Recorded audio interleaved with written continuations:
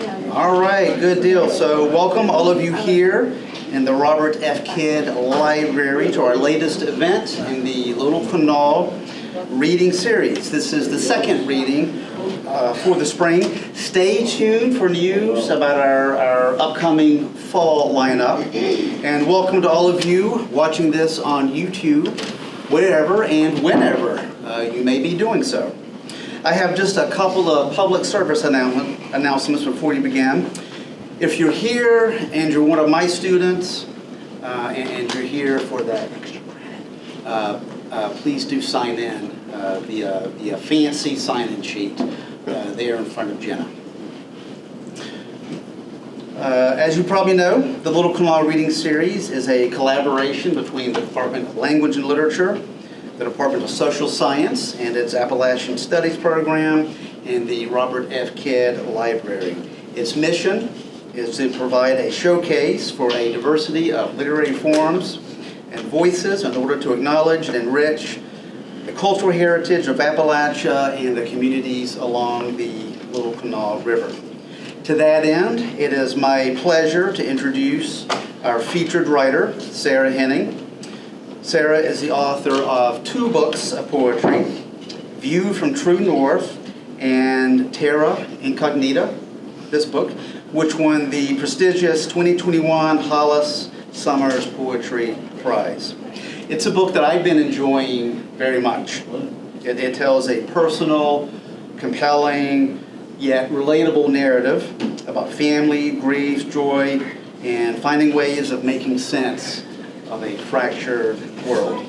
We do have copies of the book for sale in the back to get signed by our featured writer, Sara Henning, after the reading. She also has a new book coming out, Burn, which should be out next year. So let's all keep an eye out for that one as well. She's an assistant professor of English at Marshall University, so she's here all the way from Huntington. So let's give her a warm welcome.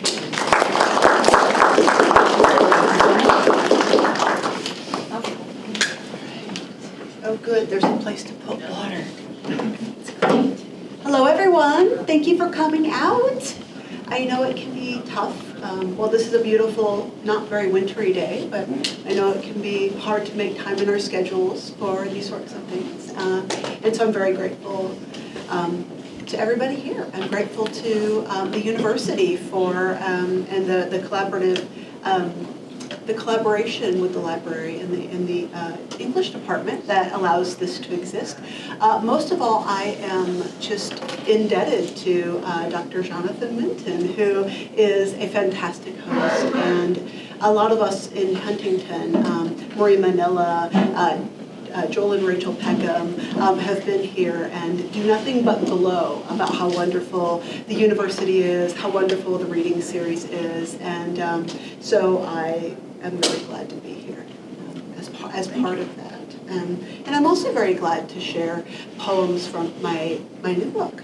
It came out about a year ago.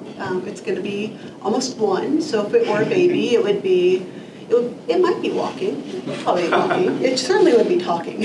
So, and it is largely an elegy for my mother. My mother passed away from stage 4 colon cancer in 2016. Actually, right on my graduation day from my doctoral program. The thing about it, which I found to be, I know that sounds very sad, it certainly is, but one thing that I hold on to about that day is my mother was in a coma for a while. She was on hospice, liver necrosis. Anyone who's been through that with loved ones know what that looks like and feels like. But my grandmother, who was watching over her, because my mother passed away quite early, quite young from that disease. My grandmother was watching over her and sending her pictures. I was texting pictures, and she, made phone calls, held the phone up, and to her, And my mother would smile, right, even though she was in a coma. And she did not pass away until I walked across the stage and got my degree. Wow. And to me, That's the one thing she told me, is she wanted me to graduate. And I did. So I had to write about that process, I think. And so I structured this book and conceptualized it and by using the phrase Terra Incognita, Latin for unknown land, as a kind of a map for grieving. And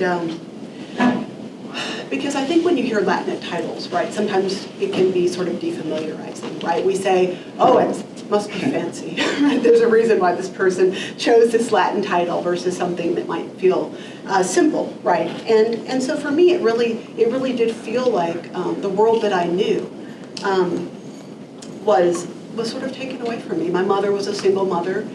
We grew up way under the poverty line after my father passed away, and I was her only child. And so those of us who have had very close mother-daughter relationships or parent-child relationships or parent-caregiver relationships know how formative those are and know how deep those can be, even if they can be conflicted at times. I think with love comes, sometimes some tension, right? We all experience that. And so for me, it really was shaking, right? And so this book, it takes the form of 4 sections, where I try to describe the shock at the loss, right? This sort of ungrounded recognition of that impact. This idea of trying to build a new center after the death, and then learning to try to find joy in the world around me. I know that may deviate some from what Kubler-Ross says, right, about grieving, but I wanted to be authentic to my experience. And I also wanted this book to not just exist as an elegy, right? An elegy being, for those of us who aren't quite sure, a collection or a poem, to someone who is no longer with us. But I really wanted it to serve as a loving tribute and sort of a tome to healing. I wanted to write into the canon of grief narratives, and I wanted to do so with the hope that someone grieving could find solace in words. I certainly did when I was processing the impact of my mother's loss. I turned to books like Kevin Young's anthology, The Art of Losing, is a really beautiful one. Cheryl Strayed's memoir, Wild, which is about losing her mother to cancer. That was, I think, the first one I turned to. I turned to Mark Doty's wonderful memoir, Heaven's Coast, and his National Poetry Series winning collection, My Alexandria, which documents, in many ways, the loss not just of his partner Wally to AIDS-related complications, but to the AIDS crisis as something that decimated a community. I turned to these.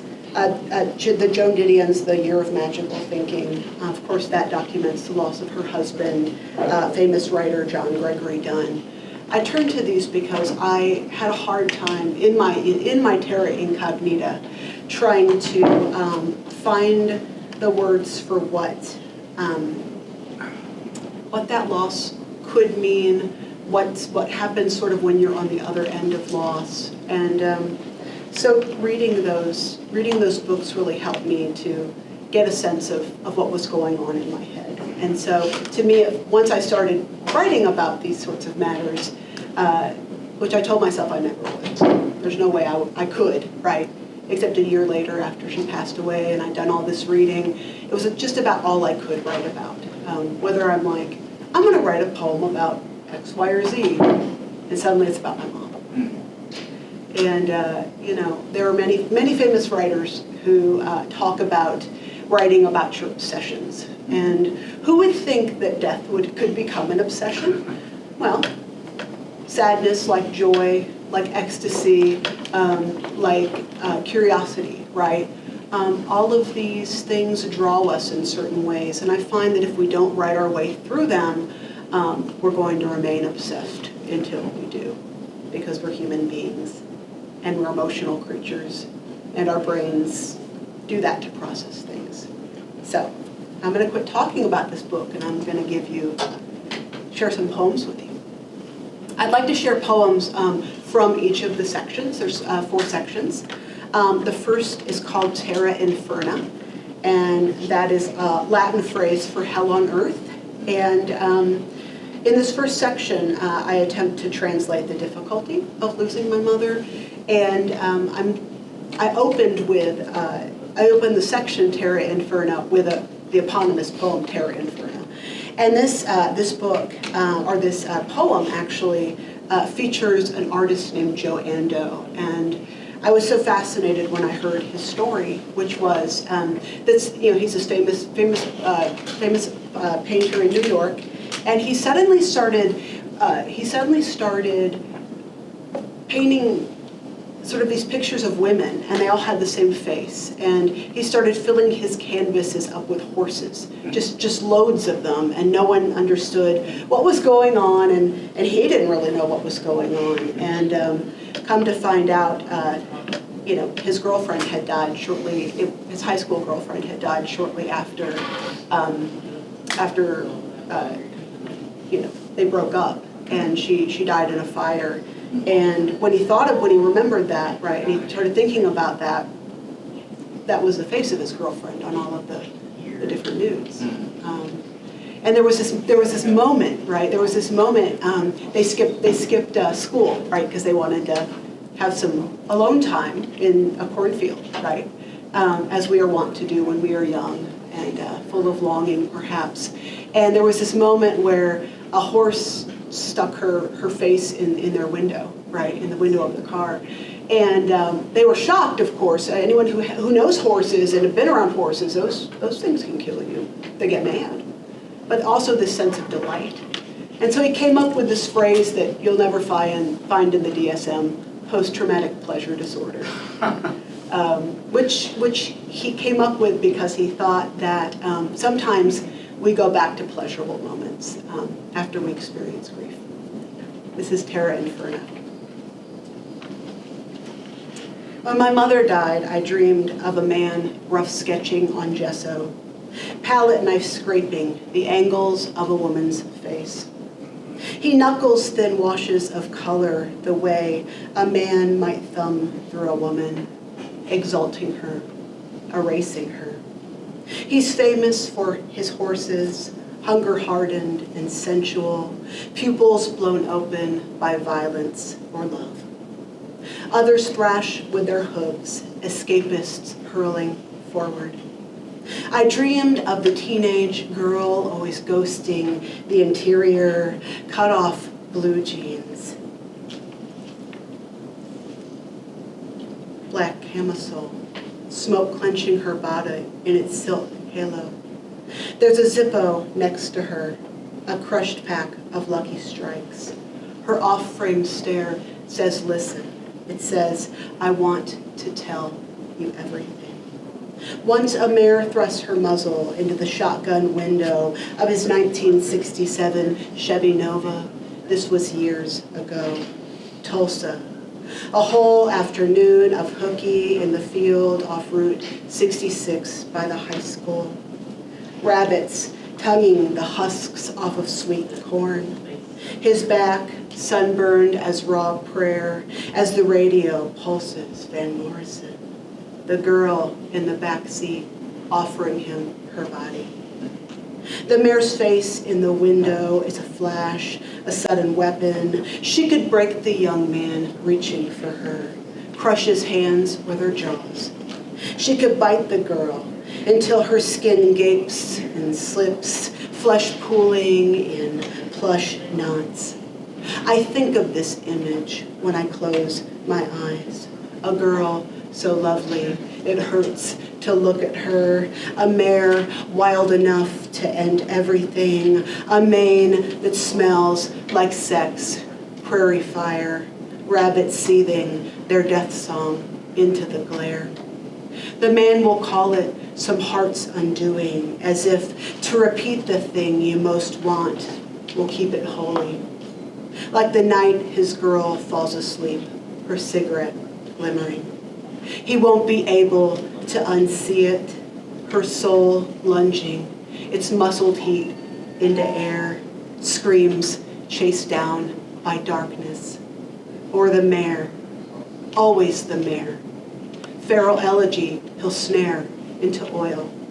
Her mane so light tangled, it could be burning.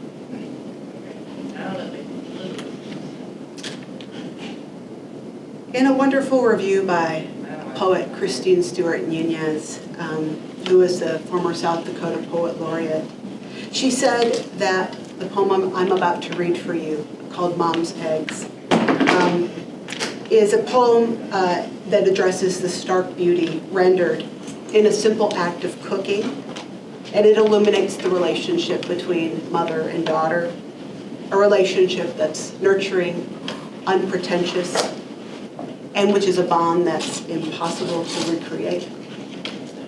Mom's eggs. It's the glistening I can't unsee now. Her eggs slip fast into margarine.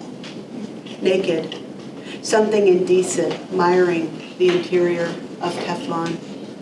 My mother, 30, palms a plastic spatula as albumin clouds the hot skillet. My first memory, 2 martyrs cracked open, their future braised slow. Years later, I'm still fork deep in awakening. She's dead, and no one can teach me to pierce the grief, to catch its trigger of salt. It's a feat I cannot master, the sweet spot pulsing hard, then raw. Supple under a trick of silk, her effigy bristles, burns. How she loved me. I fry my eggs as if I can taste her, savor what I can scrape. I eat my failing. I kill thee. All right. Every time I'm reading a mountainous area like West Virginia, I have to read this next poem because I grew up on the cusp of the Appalachian Mountains, the Great Smoky Mountains, and I just loved going because they were beautiful.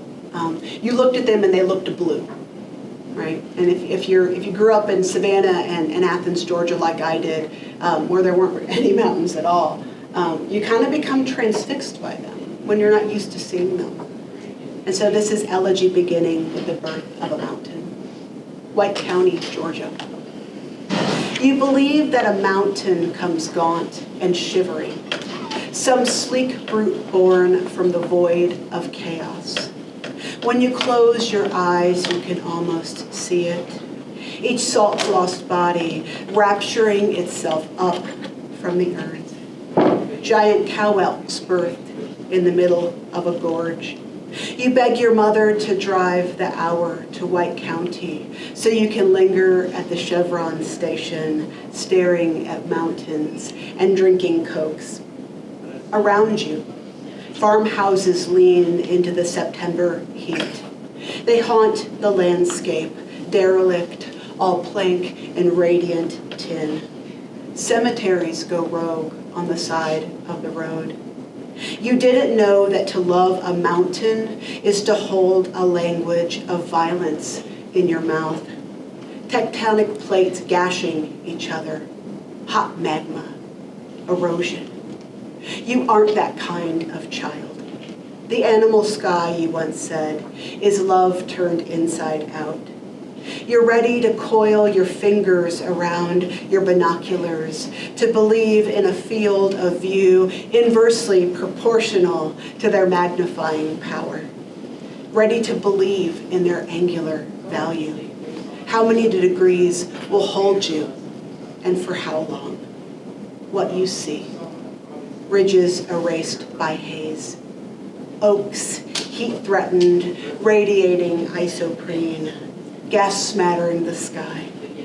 Like the trees, you're seized between beauty and blue's hazard, the ridge's tawny girth and the surge of the soul, so nakedly rising, it could be joy or sadness. Remember, you once called the sky dusk raw. Later, you'll want a world where tumors in your mother's body mean proud mountains move within her. One more from this section.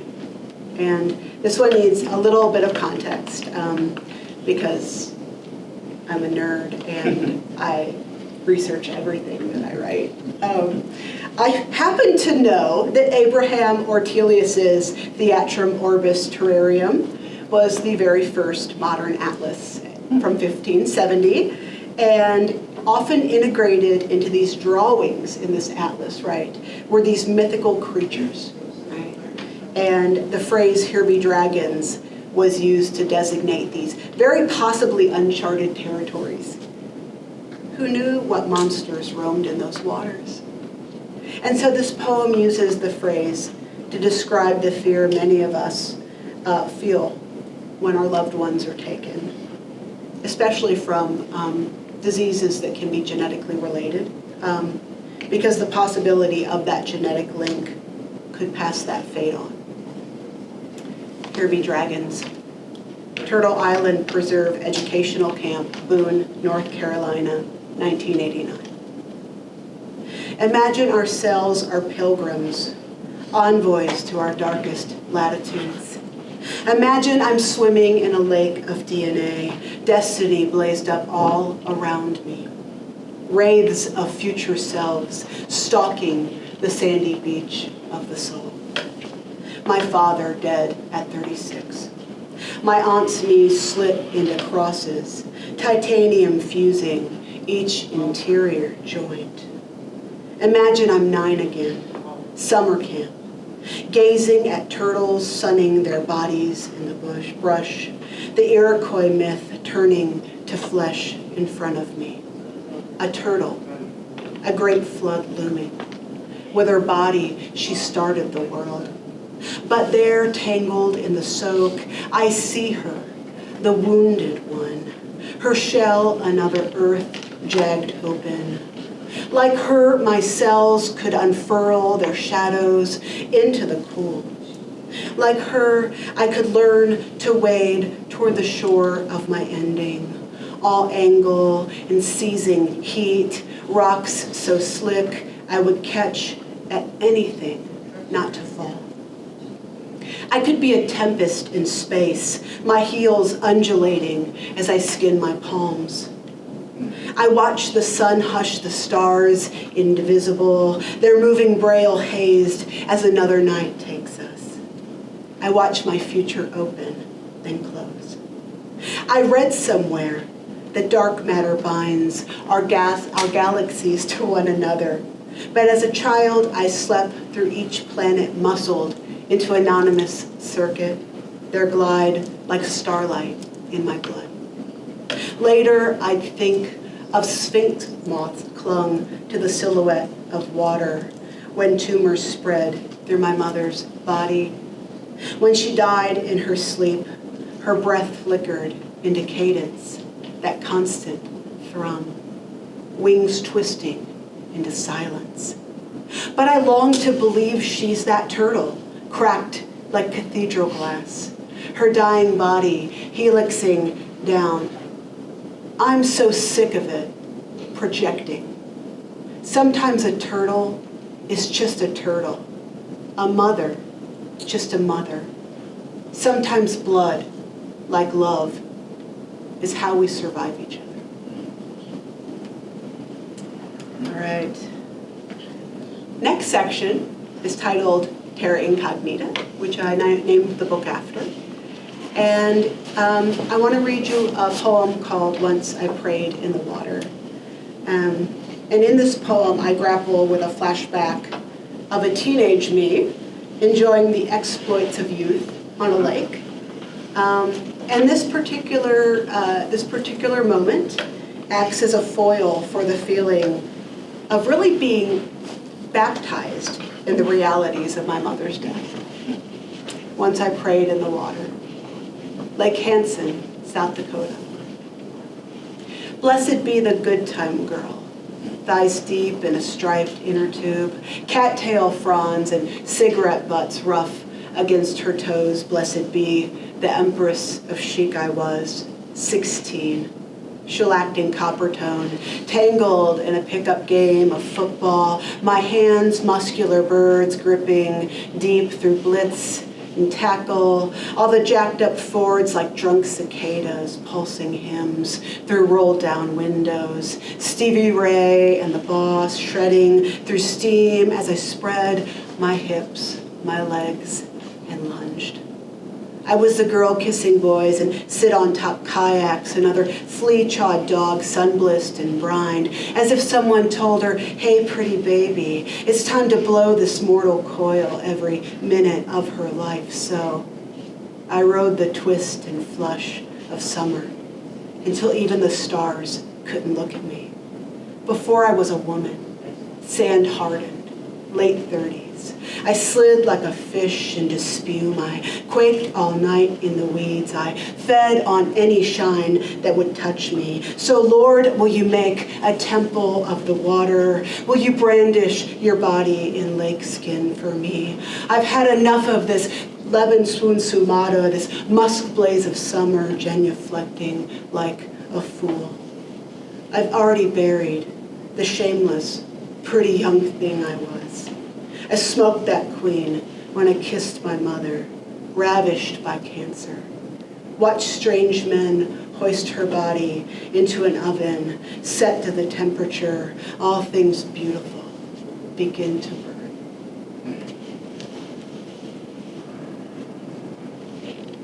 So after my mother died, my mother was a 2-pack-a-day smoker. I smelled smoke everywhere. I thought I was losing my mind. I mean, literally, it was like someone was puffing cigarette smoke right next to me. I was having an olfactory flashback, an olfactory hallucination, which is not actually uncommon for folks who lose someone. Sometimes folks smell perfume, other sort of smells. But so this poem attempts to describe the impact that these scent-based memories can have on a person. Still life with smoke.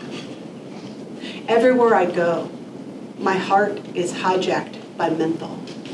My mother's hoodoo, a satin siren, an effigy stretching its lost body sheer through my lungs.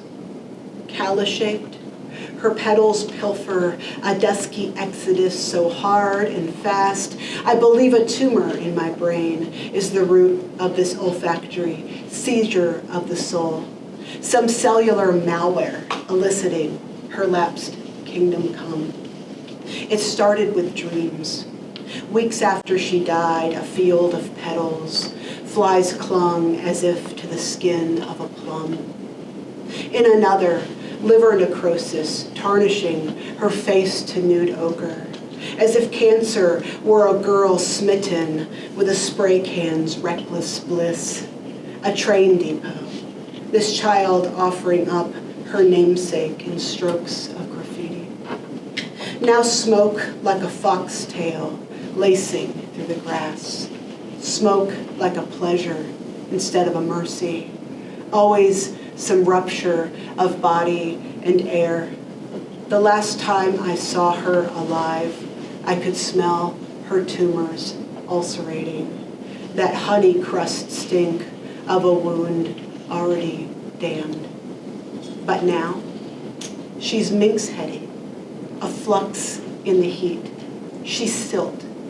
What's left of her body, I'm taken, I'm steeped. All right, y'all. I'm going to move on to the third section. Terra Nova is Latin for new land. And I have a very long sonnet sequence. It's 9 sections, so I'm not going to read all of it for you. But I wanted to read a little bit to give you sort of a sense of what it sort of feels like for the speaker to find this new world as she finds this a very strange form to conceptualize grief, which is Ernest Hemingway's 6-word story, which I love. It's actually a myth, right? So someone said that he couldn't write a 6-word story, and if he could, then they'd pay for his drinks, right? And the legend is he wrote a story for sale, baby shoes never worn.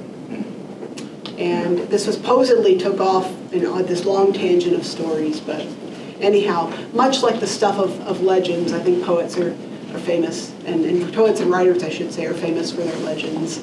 Dylan Thomas, downing shots of liquor and running off into the street. I mean, it's all over the place. But I was taken by this idea of the 6-word story, so I wanted to share with you just a couple of pieces from Terra Incognita.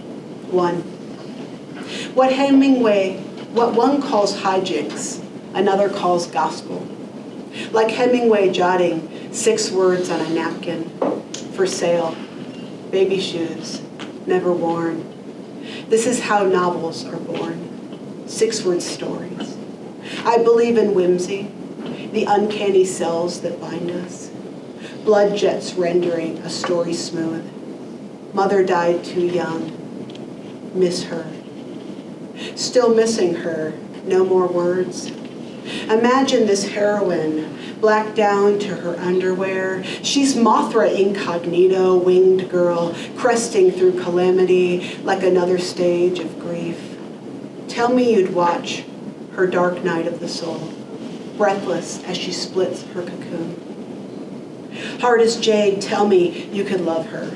You could pity her story until another genre explodes. Section 3. My body, where do I end? I'm 5. She's cutting sharp into a Winn-Dixie parking lot. Our car sideswiped by a sedan. Her torso struck with an airbag's punch. Glass in my face.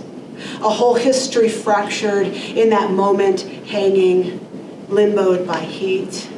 Another spring glitzing through fissure, the lilt of car exhaust. I said, my body, where do I end? How long until her voice is a hush I can't recall? I used to map the scars on her hands, the windshield's fractal tattooing her palms, hot oil feathering. She called it a Luna moth, the scar eclipsing her thumb and index finger, the pulsing spot. Evidence we can be erased, as if to say, in her end is my beginning. Section 8. O mother who died on the table, O mother of the failed liver, O mother of the tumors fruiting in the dark. Begin again. O mother of wild persimmons and her liver ducts, O mother of harvest starring her lungs, again. O mother of the last bowel movement, less shit than blood. O mother of the BiPAP mask. O mother of the living room hospital bed. O mother of the coma. As if to say, O mother of the last meal. O mother who no longer drinks water. She's too busy drinking the last of God from the air. It happens this way. The body a color radiating blatantly. Love tongue. Mother tongue, as if to say, I'm a puddle of light, or between tongue and glottal stop. Holy. 9. Dear mother, I'm ashamed. I've forgotten what's holy. The past is hijinks, not blood jets. Death wore me smooth. People say we look alike when a picture snaps me with my head thrown back, my laugh all horse teeth and sass. And sometimes a pull off an unfiltered cigarette, and you're here like hard jade, another dark night of the soul. Sometimes I dream of your steel blue eyes, wake up with them instead of my own. Which is to say, God is the geometry guiding our mercy. I want to say love is the cigarette smoke, haunting a heaven without you in 6 words. To win a bet like Hemingway, to master what's never been mine. So I say the dusky half-life is most, the dusky half-life is most familiar. Half-life being 1 word. Mother, even the name obliterates me. All right, last section. And a number of those parts in those sonnets had 6-word stories. And when I read the whole thing, just kind of do that and kind of hold up my fingers so y'all know which ones are 6-word stories. I did it on the last couple, so forgive me. Terra firma is Latin for earth under one's boots. And so this section is a section of poems which explore finding solid ground in the wake of processing grief. And I'm going to read 3 poems from this section, and then I promise we'll be done. The first one is a villanelle. And if you're unfamiliar with the form, that's okay. It's a French form, and it is 5 tercets, so 5 3-line stanzas with an ending quatrain. I like to use this very cheesy analogy with my students, which is, so Team A is Team Awesome, and they have a co-captain, A1 and A2, right? And Team B doesn't have very much money, so they don't have any captains or anything. But A helps them out so they can play the game. And so you'll hear these repeating lines, A1 and A2, and all the other A's which are on the team rhyme, right, with that ending rhyme.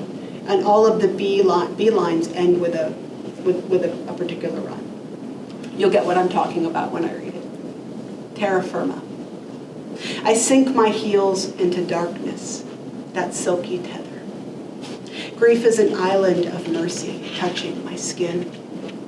It hurts like hell to bury your mother. Longing is my other story, not cancer, not coma hushing her into its dirty hymn.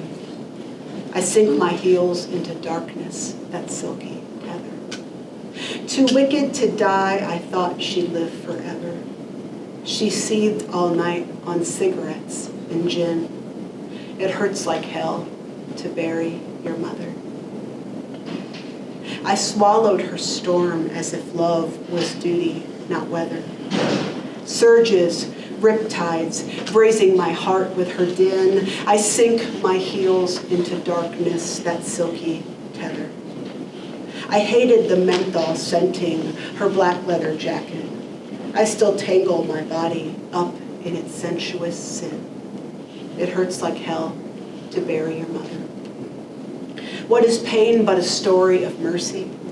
It lingers in my blood. All things end to end again. I sink my heels into darkness, that silky tether. It hurts like hell to bury your mother. All right. So in an attempt to fill the void of loss after my mother's death, my husband and I unsuccessfully attempted to start a family. This next one describes the difficult realities of miscarriage, a topic which many women don't really discuss because of social taboo. And if you're familiar with Jericho Brown's groundbreaking form, the duplex, this is a duplex. And it's like you take a sonnet, you gut it, and you add a hustle and the blues form. It's really cool, y'all should try it out. Elegy in the Shape of a River, Livingston, Texas. If faith is a river, I am the red-eared slider turtle, algae smudged, ducks feasting from my shell. I'm the flame-throated Jill, little boat of feathers, gnawing at spores with my bill. Years ago, I gnawed at hope, like dusk giving up its clutch, peach slit, indigo hardening the sky. Now, stars slit the sky hard. Now, I watch stones thrown from the pipe dock. I watch the river, rock-stunned, the child, now running toward his mother's voice, the way animals panic in the wake of any small violence. When I lost the baby, I watched love like violence shimmer, linger a moment, then let go. Yes, shimmer, as if faith is a river, as if faith is a river. So, this is the last one I have for y'all. Thank you for being a wonderful audience.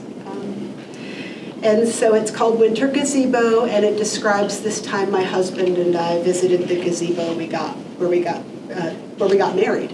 And it was outside in a public park. We were broke as a joke, and we're just happy it was free, right? And so not too many years ago, it was before the pandemic, but not too many years ago, we went back to see his folks from South Dakota. He's multi-generation South Dakotan, in the dead of winter. And if you've ever been in the Midwest in the winter, especially in the upper Midwest, it's something to behold. And so, of course, I hadn't really seen it in that weather because we got married in July. And so this poem acts kind of, I wanted to think, I hope it comes across as an ending frame, because it mirrors language from that opening poem, Terra Incognita. And so I wanted to close with this because it closes the book. Winter Gazebo, Madison, South Dakota. The sky, it's full of ghosts. When we married here, azaleas swung from the ceiling joists. Our vows hung low, my body singed by their earthly haunt. Love, it beat itself into the shingles. We had not yet made metaphors for what would clench its story between us in another season. Icicle lights flashing such fire. Christmas wreaths wretched as iridescent fruit. If light enters ice, ghost-like, it arrows back. Once, gussied up in lace, I fell into us. Azalea crush. Desire, I thought, was the end. Now wind-lashed, we lean on rails. We are past joy, past that feral elegy calling to us. Our shadows entangle, make love in the snow, as if love could bruise us. Beautiful. Thank you.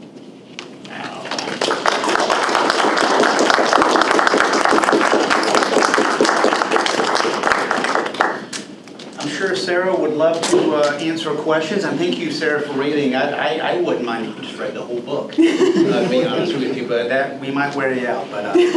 But I'm sure Sarah won't mind at all if you have questions for her about anything.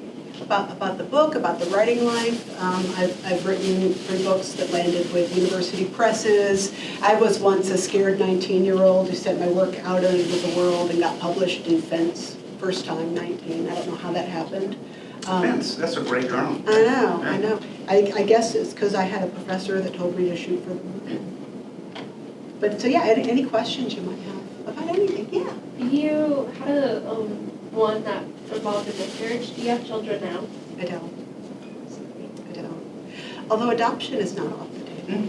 I think adoption is a wonderful, wonderful way to love children who are already here. I'll ask a question. There's so much I admire about your poetry. The way your poems end are just perfect. How do you do that? It's so difficult to end a poem. It's something I've talked about with some of the students from my creative writing class last semester. We talked about how difficult it is to know when to stop it, how to stop it, without trying to sum it up or sounding false. And your endings are just boom, just perfect. So how do you start with that, or do you let the poem get there, revision perhaps? But how do you do it? So I was a science major in college. I actually was a dual English and science major. So I was I learned how to be very precise. I loved the scientific method, and so I'm a project poet. So I have a project, and then I start sort of retrofitting after I've conceptually mapped it, all the pieces that need to go into it. And I think with a poem, this is what I teach my students at Marshall, which is that every poem has a rhetorical agenda, right? It has a rhetorical agenda. You hope that your reader will take something away that you're intending through your use of consonants, assonants, off rhyme, image, anti-closure, whatever it is you're trying to do, right? Whatever world you're trying to build, whatever emotional intensity you're trying to build, you hope that you can lead your reader to that place. And something I think when because I can get scared of endings. Usually I find myself, I revise my poems a lot, y'all. My students, I think, take poems through about 3 revisions during a semester, usually, culminating in a portfolio. I probably take mine through a couple hundred, That's not uncommon. I hear poets tell me they do it far more than that. And I do it far more than that, depending.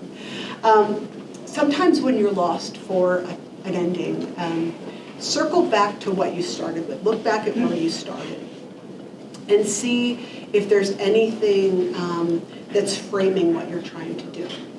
And see if you can bring either some of that language or some of that theme, or some of the sounds kind of back, right? And sometimes that can feel kitschy, right? Like you don't want to be, that poet who always ends the same way. But I find that I'll do that when I'm lost for an ending. And then, of course, we're all rebels, writers are rebels. I'll say, okay, now I'm going to mess with it. Now I'm going to mess with that frame and see if it's doing what I want it to do. I think it's really useful also, even when you're out of school, to be part of a writing group. I'm a part of a writing group at Marshall, other professors. I'm also part of a poetry exchange with one of my dear friends who's a writer of some note. And I find that I can test my poems out with those very safe readers, and they'll tell me, hey Sarah, you've got some throat clearing in the beginning, start with line 4, or you went on a little too long, cut it right there. That's a beautiful way to end it. But I taught composition for a long time before I ever taught creative writing, as many of us do in grad school. I still love to teach English 101, and I do about every year. It's been a little while. This was my first time this past fall.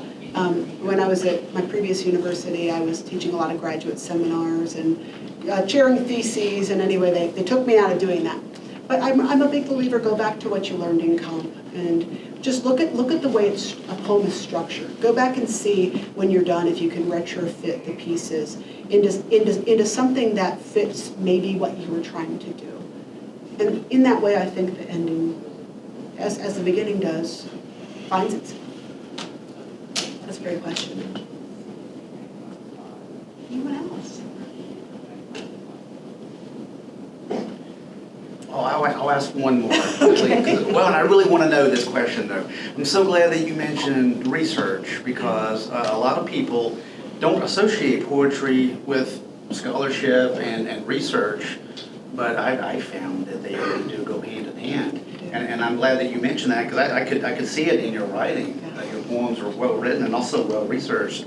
So, open-ended question, but how important is research to your poetry? If someone told me I couldn't research, I would throw a pen and paper across the room and say, I'm done. Because and I tell my students, there's a famous poet that said this, and I can't remember who said this. I'm sure it will come to me after we're done talking today. But in the universal is the specific, right? So you can reach a reader by being as specific as you possibly can. And I'm a poet who I think would be very scared if someone said you can never use a metaphor. Because for me, my metaphors tend to, and this is, again, I'm an overshare, a lot of Southern women are, but for me, sometimes when I have trouble getting to the emotional nexus of a poem, I'll tease out a metaphor. And the metaphor is generally something that I can probably dig deep into researching. Let me give you an example. One of my students recently came to my office and was writing about a particular flower and was trying to turn it into a metaphor, right? And I said, well, have we Googled the term, the anatomy of name a flower? And the student's like, no. So we got on the computer and we did it. We looked at all the different parts, and we looked at where bugs would go, like it would go down the throat of the flower and all the different name parts. I said, why don't you include some of this amazing, because oftentimes it's beautiful language. Mm-hmm. Science is beautiful, y'all. Deep dive into that language, and really, if you're going to use that metaphor, don't say it's like a bird. No, what kind of a bird? Is it a nasty blue jay that's territorializing in the yard? Is it a nasty starling that's trying to fight the feral cats in your yard for cat food? Yep. If so, starlings they make murmurations, and if you ever watch them over cornfields, they'll like pulse, because there's this interesting like neurochemistry where they can communicate. Y'all, that's research, right? And you can then weave that back in and then look for meaning within that. So, y'all, research your writing. It's fun. I'm like a lay philosopher, ornithologist, entomologist. Like, I can tell you all kinds of stuff about bugs, just from writing. Well, thank you. Thank you for coming.